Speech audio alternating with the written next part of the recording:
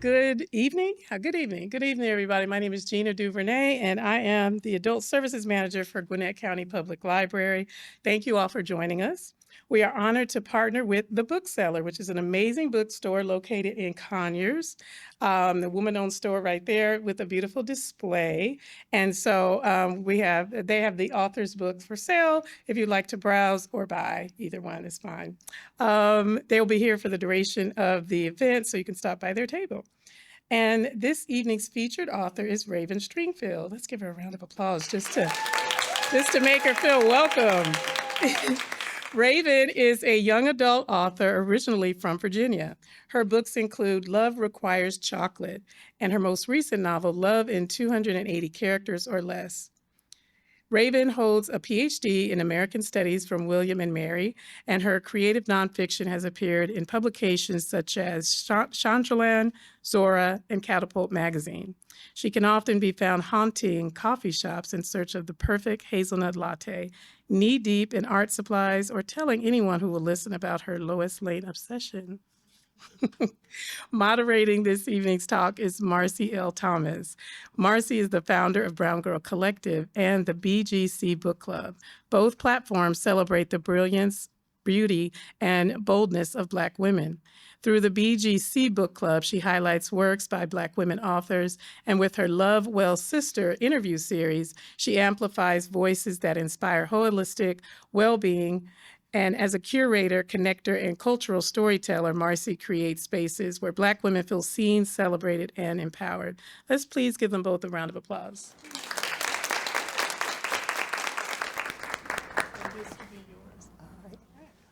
Welcome, everyone. It's such a pleasure to have you here and to be with Ms. Ravynn in person because we have actually talked online before. So it was a pleasure to meet you. So Yes.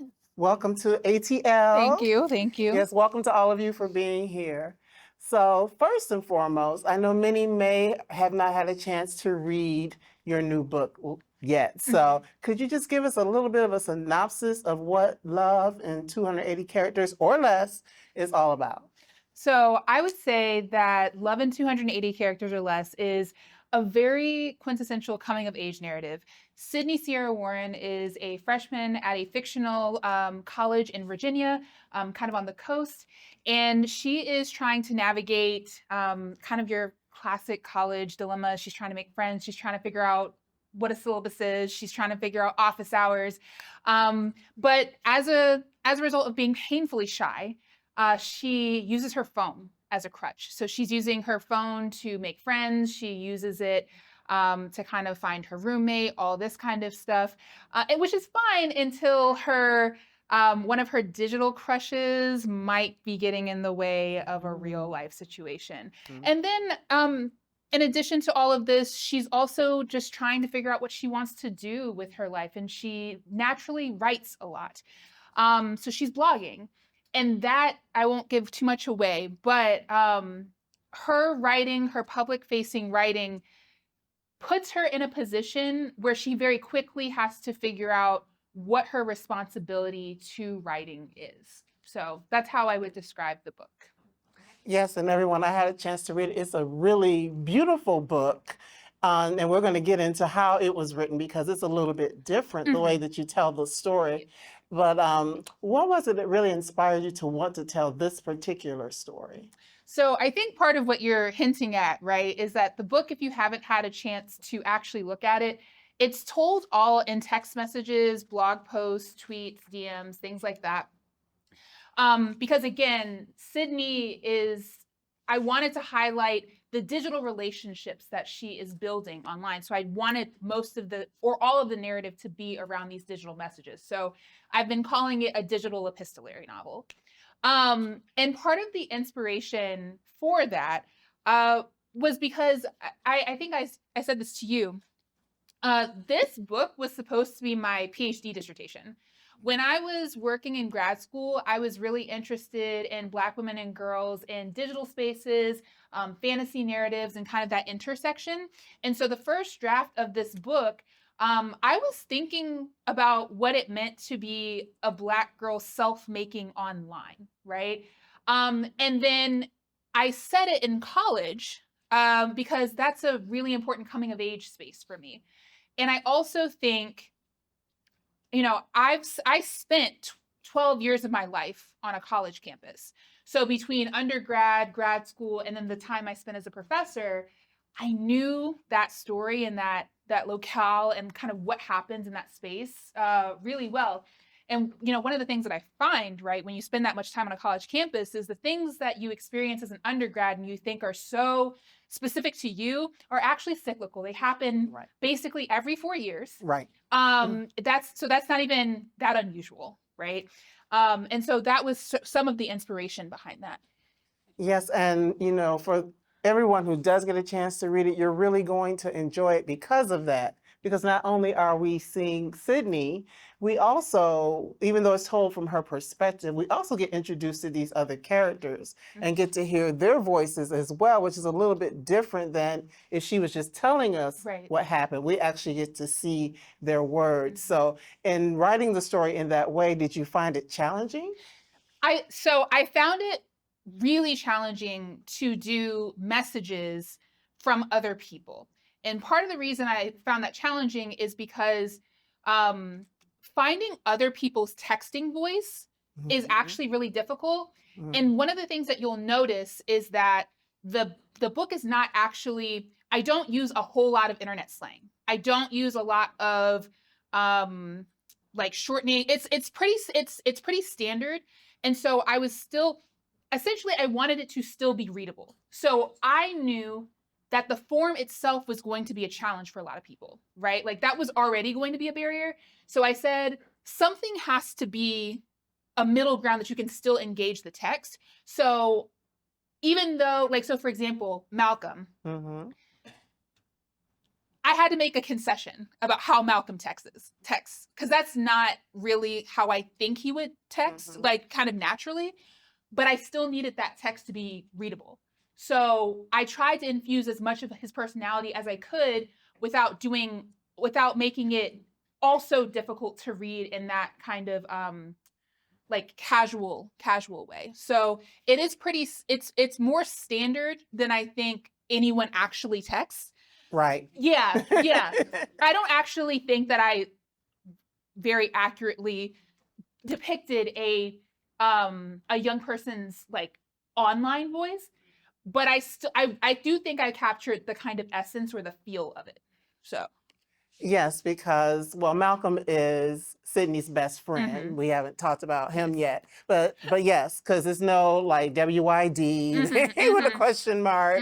Everything is fully written out. You don't have to be like a grammar police person when you're reading this book, like oftentimes we are when we are looking at text in real world. So yes, but for me, it just made it really interesting. But you also, because we talked a little bit before we came out here, you said it also kind of made it, the style made it difficult to edit as well.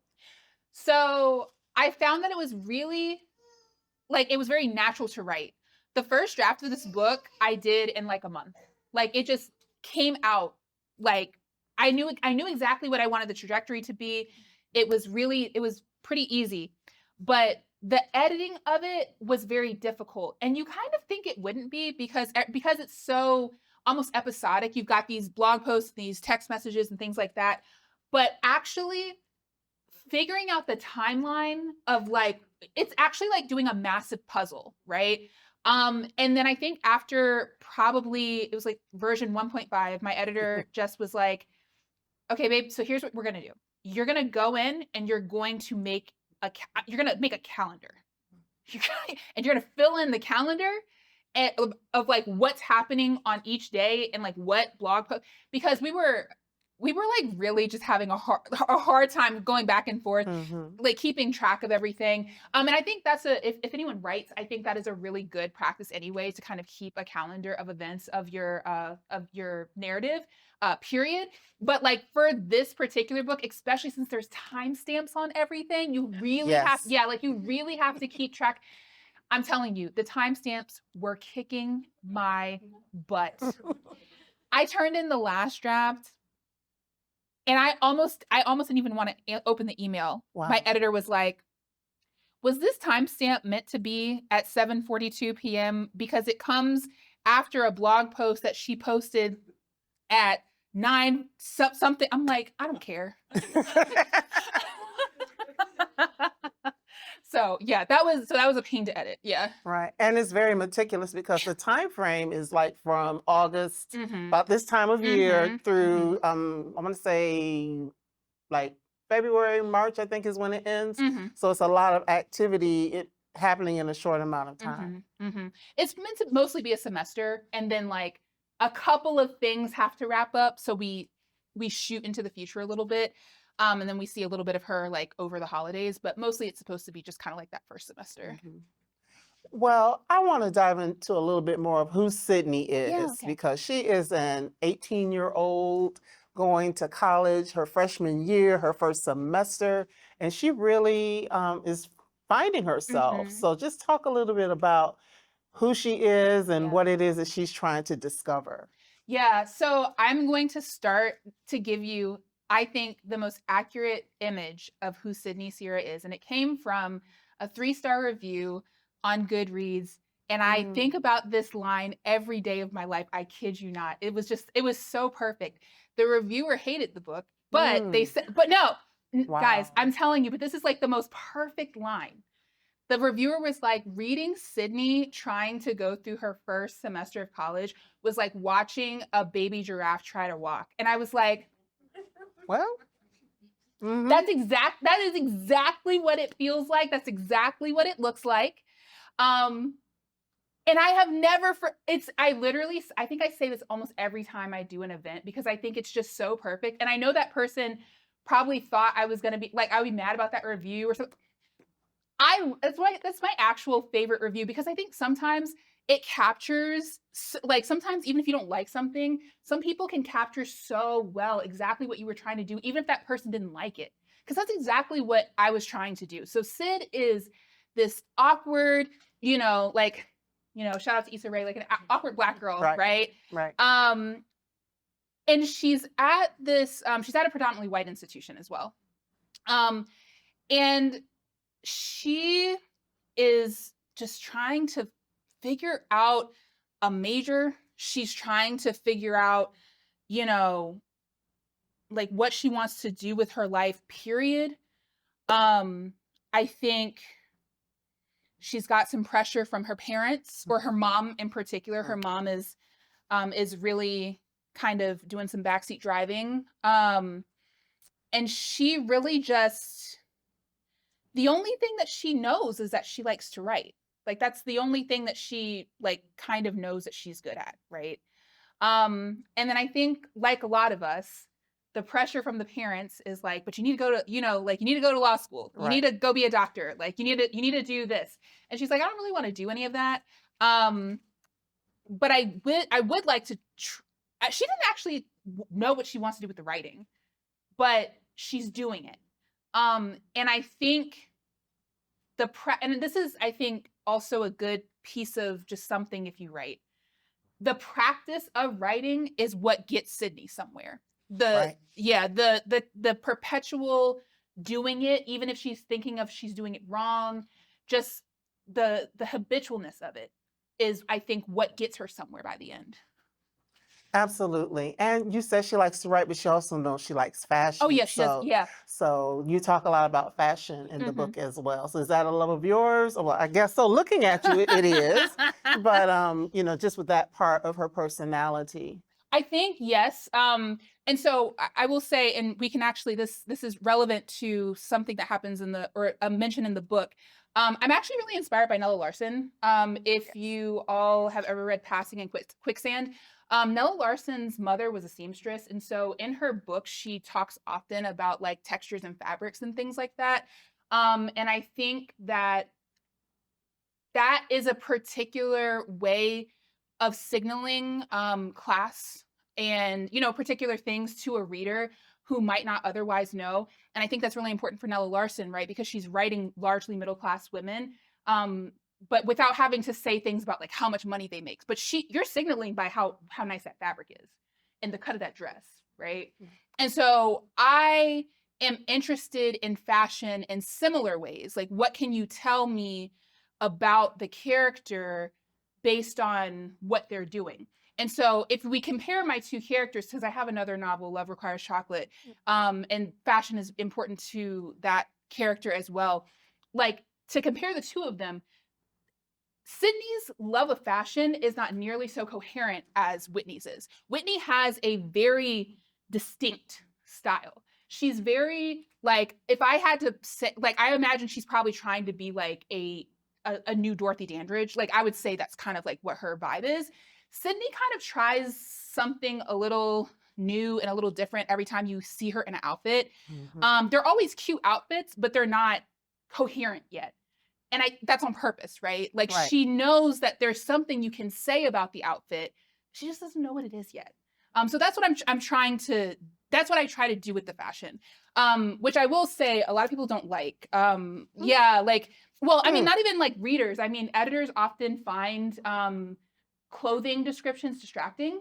And I simply don't care. I like, I have had to fight people about descriptions. I've done like paragraph long descriptions of clothes, and it will stay in the book. You can take whatever else you want out of it, but the clothes, the descriptions of the clothes, the how the clothes are moving and hanging and all that kind of stuff, it's staying in. So. And you know, I love that you said that, because just thinking of us, for those of us African American women, our style and Right. how we show up is so important. It is. So in writing those characters, it makes sense that you would say, you know, it was, you know, a black pair of pumps that were studded with, you know, whatever, and just give real full descriptions, because those are things that are important to us, how we show up. And in the book, you also talk, there's a part where you're talking about our hair, you know, things like that. So this is really a young African-American woman who's finding herself and thinking about how she shows up in the world. And it really, it all makes sense, because not only is it the external that she's working on, she's figuring out who she is just overall. Everything. Yep. Everything. But also in the book, as I was telling you before, I love that, yes, you talk about Nella Larson, but one of the classes that Sydney is taking is like an African studies class. So we get to learn about some other like Black authors and things like that. So of course, that was important for you to include that, because that's a part of her journey of figuring out who she is as well. As I said, you know, in my conversation,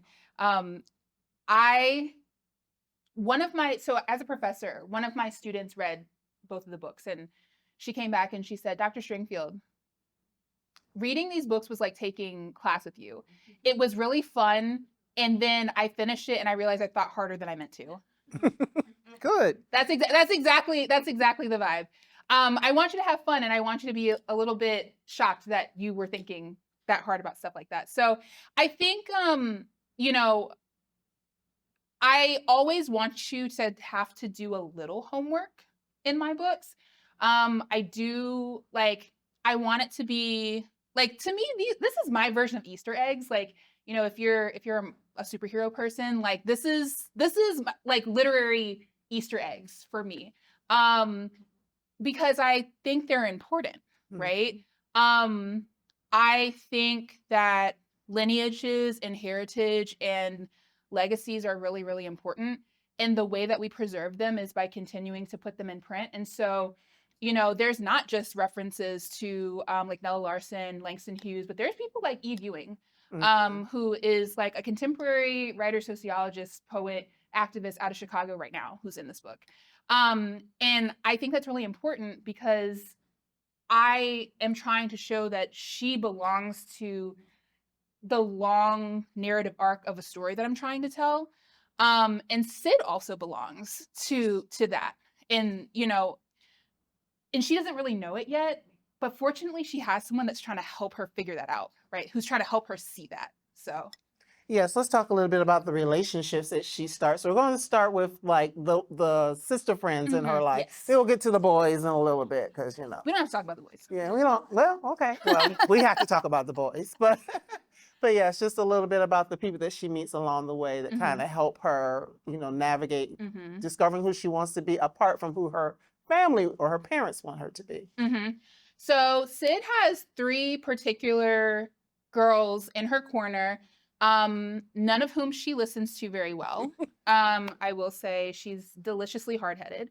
And then she's like, and if you guys have ever read To All the Boys I've Loved Before, and you know Lara Jean Song-Covey, and you look at her and she doesn't understand that she is the drama. This is very similar, right? Where like Sid is so sweet that you almost don't want to. There's no way she's the trouble. She is the problem. She is the problem. So she's got these friends. One is her sister, who is in college at Hampton, which like was the only real college I decided to put in. But she's a student at Hampton, and she kind of is talking to Sid, you know, via text message. And then in real life on campus, she has Angie, who is her sister friend, who's like the popular girl on campus. Like and Sid is just kind of like, I don't know why you're friends with me. You're so pretty and you like everyone likes you, and like, why are you talking to me type of situation. But Angie's very real. Angie's like a pretty, like nice, like pretty popular girl, but Angie doesn't really care about all that. She just kind of wants to hang out and like eat good food, and like have a good chat. And so she's actually a really good friend for Sid because she kind of helps her remember to do human things. Like, did you eat? Right. And then also my favorite line of hers is like, can you please just get off the internet? Right. Like, you know, she's been going ham on her phone for like a week, and she's like, have you been outside? Do you know what the weather is? Like, you know, all that kind of stuff. So that's Angie. And then my personal favorite relationship that she has of the girls is with a teaching assistant, Zion. And Zion is her African-American studies TA. And one of the reasons why that relationship was super important to me and why she wasn't a professor was because the thing that I noticed as I went through these academic spaces was that if you are already shy, the likelihood of you going to your professor's office hours is really, really low. But if there's someone who's young and might remind you a little bit of your actual sister, there's a higher likelihood you'll talk to them, right? And so Sid kind of naturally gravitates towards Zion. Zion is like, I know exactly what kind of person you are, because I was that kind of person when I was an undergrad. And she just kind of like takes her under her wing. And she kind of stays up under her for most of the semester. I think Zion is really great because she sees so clearly who Sid could be, and she's trying to direct her in that way without telling her what to do, right? Right. Right. Yes. And I just thought that was important because you said real in life, in-person relationships as well as the digital relationships, because one of the things in the book, because there are a lot of text messages and Twitter exchanges, yes, it's Twitter, it's Twitter, that we are looking at people who are finding relationships in digital spaces. And, you know, are the people that we meet, are they really who they say that they are? You know, are these relationships that can be sustainable offline as well? So things like that play a factor. And she meets a lot of people online as she is writing and tweeting and sharing her blog posts and stuff like that. So now we're going to get to the boys. Okay. You know, we got to talk about the boys. Okay. So you can start with Malcolm, who she already knew. Okay. So Malcolm is Sid's best friend. So the fun kind of story behind him is, so again, this is set in the Hampton Roads area of Virginia. So Malcolm transfers to her school in Chesapeake from Norfolk. And they become really fast friends. The kind of story behind that is, you know, he runs into her one day with an open can of paint and messes up her favorite bag. And so he fixes it for her with a painting. They become fast friends after that. He goes off to another college, and she is like, this is my emotional support friend. He does all the talking when we go places. So now what, right? So she's got to figure out how she's going to manage without Malcolm. And Malcolm's having a great time. Malcolm is very like, Malcolm kind of gets on my nerves a little bit because it's like, how are you so good at everything? Like, he's like an engineering kid on a scholarship, but he's also very artsy, and he like is friends with everyone on campus. So like when he posts pictures on Instagram or post pictures at all, Sid is like, none of these people look the same. Like it's not the same group of people. What is happening? So yeah, Malcolm is like kind of cool guy in that way. And then Xavier, who we love, is the IRL love interest who she meets. He's kind of dorky, nerdy, kind of quiet, very confident in a different sort of way, I would say. But like another person that's a good anchor for Sid, who is very frenetic sometimes. Like she's kind of tightly wound, I think. Yeah. Yes, so of course, you 2 boys, 1 girl, you all can kind of figure out that there is going to be a triangle, Yeah. love triangle, relationship triangle, whatever you want to call it. We're not going to tell you what it is because that's the whole purpose of you reading the book. So we're not going to tell you all the details. But, you know, just in navigating all these different relationships, we also see some real world things. You don't shy away because this is a college campus. Right. It is a PWI. Her friend Malcolm is also at a PWI, and things happen. We know when we're in different spaces. So you don't shy away from, you know, some of the social things that young people might be dealing with as well. So I know it was important to include that, but what made you kind of lean into that piece of Sid being able to figure out how to navigate that for herself? So a few different things, right? So I went to a PWI, I went to the University of Virginia, and several things happened while I was in school that really left a mark on me, and I didn't realize how much it left a mark on me until I went to another campus, and then I saw the students dealing with very similar things, and I was like, oh, this is a common trauma. Yeah. So that was important for me to deal with. But I will also say that had to be in there because it's important to Sid's coming of age as a writer, not because I wanted it to be a Black Lives Matter book. And so the framing of it, like everyone on my team understood what I was trying to do. Like my editor, my agent, like everyone understood what was happening. And so I early on was like, we need to have a conversation about the marketing of this book because y'all can't turn this into, you know, because this is a thing that happens on PWI campuses every Tuesday. It's not special. And this is also, people often ask me why I chose not to set the schools at real Virginia universities. And it's because I didn't want to point fingers. Here's what I didn't want to happen. I didn't want people to leave the book thinking, oh, well, bad things only happen at this school or that school, you know, whatever. They happen at all of them. They happen at all of them, whether or not you heard about it. University of Virginia in particular just happened to be in the news every year for like 4 years straight. You know what I mean? So like, that's just a thing that happened. But everyone has their particular, because that's what systemic means, right? Like that, like that's how that works. And so Sid has to figure it out. And she's got to figure it out without the help of her parents, without her normal emotional support. And you don't realize how isolating those events can be until you have to deal with it yourself for the first time.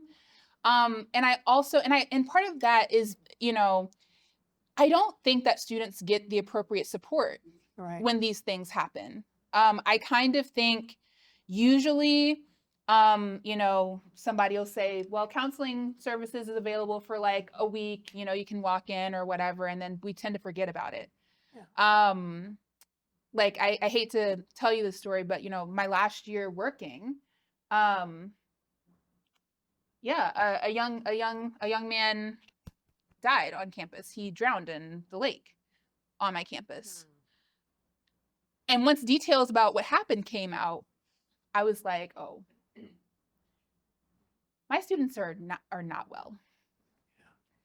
And so we had to like, you know, there was a day where I said, do you all feel supported? And they said no.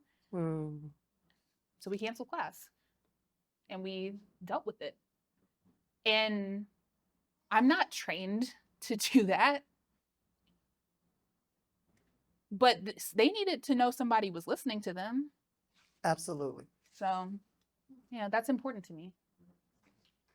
Yes. I'm glad for that. That's really important. And again, well, I'm just going to talk like I'm on my own show. We don't give spoilers here. But we're not going to give spoilers. We're not going to give spoilers. But as you said, that was a way for Sid to kind of find her voice and figure out what kind of writer she wanted to be. Right. Because of course she likes fashion. She's learning things about history. She has, you know, a magazine or whatever that she's been following that she has this desire to do some things with. But this really shifts the trajectory for her and the type of writer that she's going to be. In reading it, it also just made me think about when we start considering who's an activist and who isn't an activist, and what happens when maybe you don't consider yourself an activist, but something happens and you decide to speak out in a public way. Yeah, that's a really big question that is throughout the book. And the reason that's there is because I do think being a responsible citizen and being an active citizen and knowing what's going on is not the same thing as being like an activist. And I think what Sid is realizing is that she has a responsibility. She is accountable to people and she doesn't identify as an activist. That is a particular type of work that she's not engaged in, but she is accountable to particular types of people. And that means that she is moving in a specific type of way. And so her figuring that out is part of the coming of age. Yes, so there are a lot of different things going on with Sid, and it's quite a journey, quite a ride over about a 6-month time period. All the wonderful cast, it's a lot happening. Yes, but I mean, really, think about our lives. How much has probably happened in the last week? So, you know, and, you know, a young person who's dealing with being away from home, navigating who she wants to be, still trying to stay connected to family, trying to find friends. You know, it's just a whole lot of things going on that we really don't think about. And I'm actually going to share this with my mentee who just started at Spelman last week. So she's going through that right now, just figuring things out. Because at first she was like, I'm not going to party. I'm like, yeah, right. Yeah, right. Sure you're not. I talked to her last week. Oh yeah, I'm having so much fun. Like, I knew it. I knew it. But just in one of the things I wanted to say to you is that I really appreciate this book because even though it's for a young adult, new adult audience, for myself personally, I look at, you know, I could be Sid's grandma. I'm just gonna be real. But for me, I was able to learn a lot and just really think about my own personal journey, even at this big age, as I like to say, and also just really appreciate the fact that you have written this book for those young people who are trying to figure things out and that they can figure things out with a character that looks like them. Thank you. Because, you know, I know there's a lot happening in the book. But that's what the first semester of college is like. And not only that, your professors don't care, right? Like for the most part, did you turn in that paper? Are you in lab? No, 0. You know, like they're not asking a whole lot of additional questions. They know. And they also don't always have a lot of sympathy for that kind of thing, right? And I also say this because in like my first year, one of my first year buddies that like kept me grounded when I was in college is here. So she knows that like my first year was really hard. You know, and in ways that like when you get to these schools, that is the accomplishment sometimes, right? That you've gotten to the school. And you go home and everyone's like, oh, well, you went to blah, blah, blah, blah, blah. So you're doing great. And no one actually wants to hear how bad you're struggling, right? Because the win was that you got there. So you don't even feel like you can complain. Mhm. and no one's going to be sympathetic. My saving grace was that my dad also went to UVA and Okay. and struggled harder than I did. Yeah. So I would call him and he knew exactly what I meant. He knew exactly the type of issue that I was talking about. But not everyone gets that. Right. Yes, this is a very important book. Love in 280 characters or less. So as I said to you before we came in here, yes, it's love because there's, that little triangle that we talked about. But for me, it was like Sydney really falling in love with herself. Mm-hmm. The love that she found in relationships with friends and all of those sorts of things. So it's more love of her community, a lot of different things, because a lot of times when you say love, people automatically think romance, but it's not always about romance. Mm-hmm. It's not always about that. Yeah. So what, if anything, do you really want people to take away from the story when they have a chance to read it? Probably the similar thing to Love Requires Chocolate is that, I think there should be room for messy Black girls. Like, I think there should be room for us to make mistakes and for it to not be the end of the world because everyone else gets to make mistakes. And Sid makes a lot of them. She makes a lot of really questionable decisions. And sometimes it's like, girl, why did you do that? But I mean, she's human. And there should be space for that and for her to be loved still and also collected, right? Like, I think, one of the important things that happens with Sid is that she's wrong and her friends still love her. Like, Mhm. you're wrong, I am upset with you, and we can repair this, right? So that is really important. That happens a lot.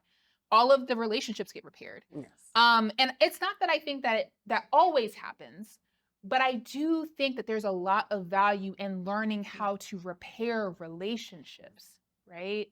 And it's hard. Sid does a lot of hard things in the first few months of her first year of college. Yeah. Perfect. Well, I know there are some people in the room that probably have questions, so the floor is open for questions. I don't know if we need to pass them. Yes. Use your outside voice. Yes. Questions or comments? Yeah. Came in late, but I'm excited to, read the book. And then even my kids, like you said, with Black girls going to college, I feel like this is a really good book for me to read. And then hold on for when my daughter goes to college before she goes in to go ahead and take a read on this book, just so you can have a little bit of insight of before you go into school. I think it's really important, like how you said, Sid goes to a PWI. Just so people could get a little bit of a feel of what it is to go into that space, especially as a Black person. It's an experience that a lot of people probably haven't experienced unless you went to a PWI. And if you are going to go to that, I feel like there should be a little, when you get in there, it's going to be a little bit of this. So it's not like you're just jumping in and then you just, blindsided. So Yeah. My mom went to an HBCU, and in the process of writing this book, I had to explain a lot of things to her, and she was like, that doesn't, yeah, she's like, oh, is that really what? And I was like, yeah. And then just imagine if your dad didn't go to that school, how your experience kind of would have been. If your dad also went to agency, you wouldn't really have had somebody to like confide in or just, they just probably wouldn't understand what you're struggling. So. For those that don't know, can you say what an HBCU is and PWI? Yes. So an HBCU is a historically Black college or university. They're all over the place, but predominantly in the South. You see a lot of HBCUs in the South. And then a PWI is going to be your predominantly white institutions. So pretty much like any college or university. Like there's specifically the ones I don't know how to like differentiate, but like so for example. University of Virginia is a predominantly white institution in Virginia, and then like Hampton University is going to be an HBCU in Virginia or like Norfolk State. Have you always, I know you have a background in literature, but have you always wanted to just write books? Was that always your end goal? Or is this something that you just kind of, not acquire, but became a hobby first? Or how did you start? I mean, So I think the real answer is I always wanted to write. And especially when you look back at some of the things that I did when I was younger, it's very clear that I wanted to write. So, I mean, I'm 10 years old and I'm making my dad print out 100 pages of a story that I wrote at work. Yeah, like, I mean, like it was very serious. And so that kind of thing. I used to, so my mom was an educator. She taught 5th grade public school for 30 years. So she was at home with me in the summer, and I always felt so bad. I was like, why does my dad have to go to work? I don't like that. And he would come home and I would feel so bad that you missed everything. We did so much stuff today. So I'd make him these newspapers. Wow. I would make him entire newspapers, the Stringfield Times, with horoscopes and everything. Like, it Oh, wow, that's good. which was like crazy because it was only 3 of us in the house. So why am I doing all 12 horse? Anyway. Yeah, you were meant to write. So, I always did want to write, I assume. But I guess I didn't think that was a real career that I could do. Like, I'm not from an area where,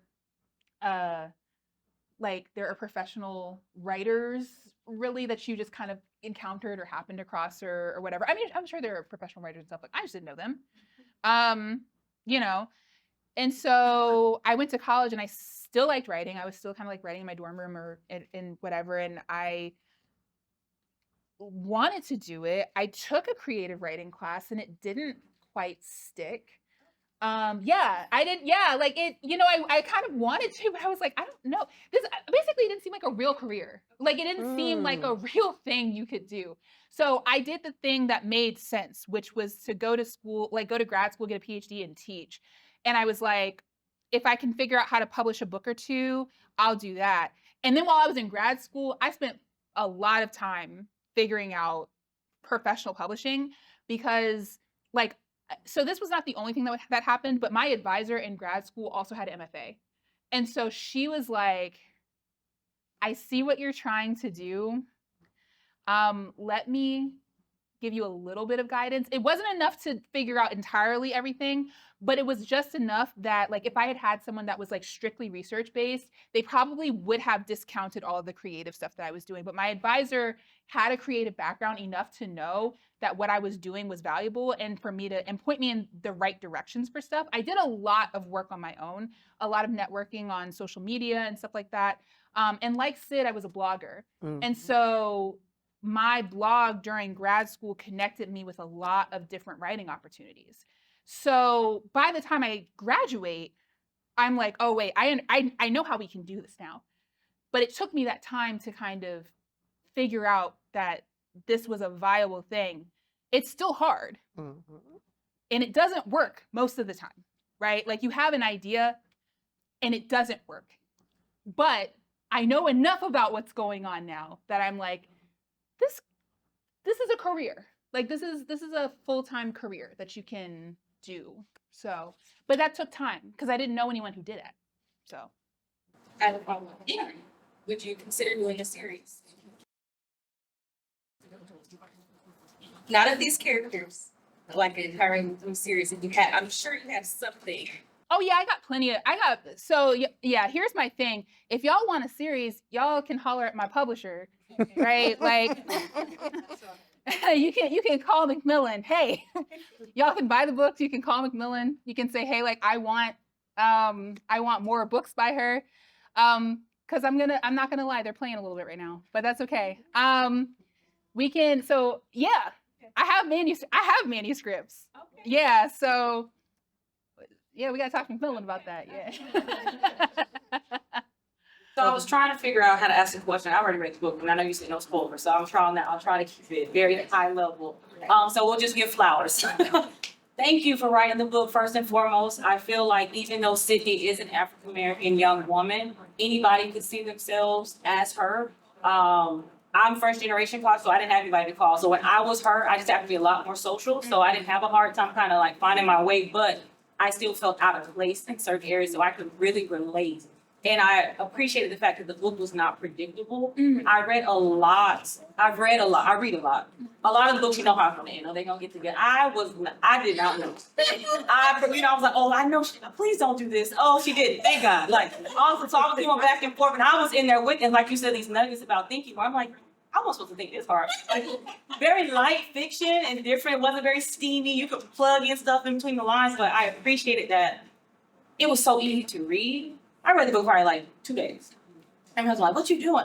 I'm reading. I'm to sleep. I got finished. I got to see what Sydney about to do. It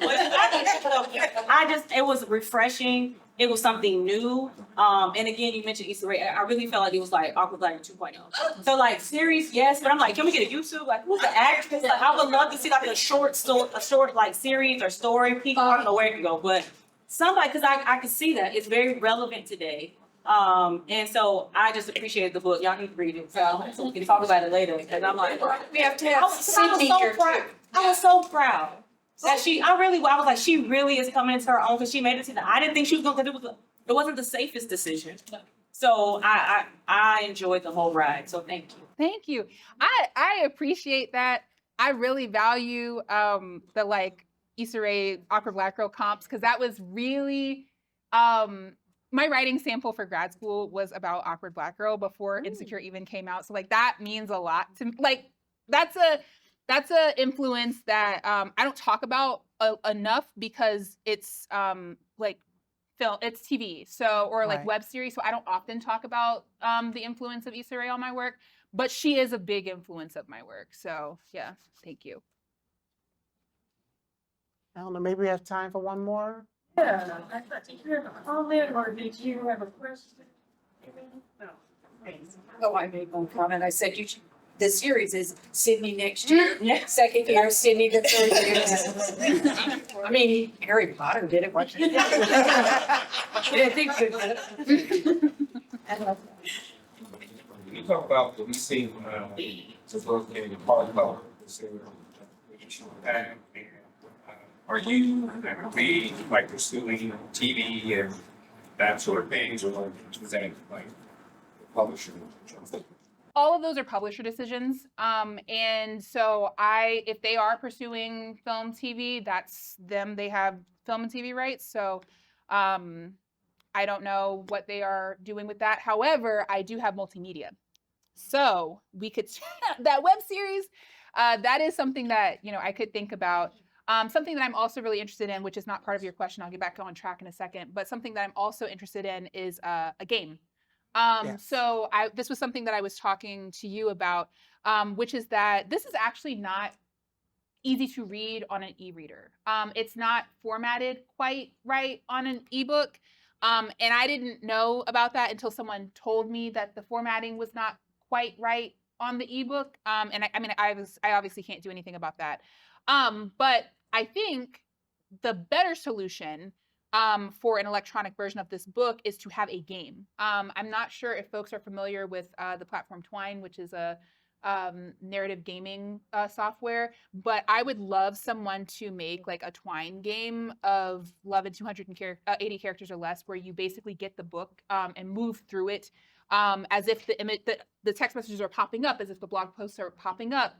So I would love to see a gamified digital version of the book, because I think that's the right way to do an electronic version of this book.